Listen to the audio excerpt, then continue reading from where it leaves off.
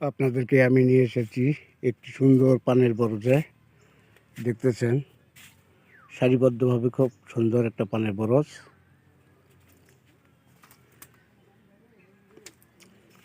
খুব সুন্দরভাবে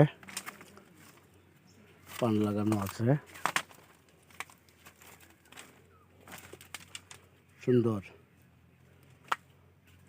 এইগুলো এখনো নামা হয়নি, এগুলো নামার পর এইভাবে গোছে রাখতে হয়, রেখে দিয়ে আবার বুকে মাটি করতে হয়।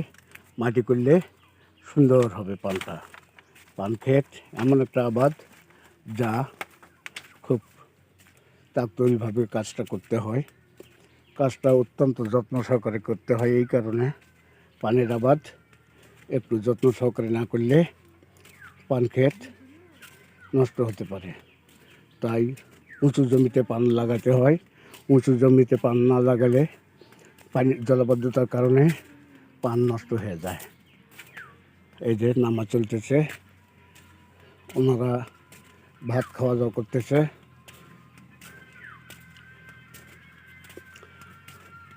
কি মন্টু, কি খাইতে চলছে না? মন্টু আছে নাকি? নাই। হ্যাঁ,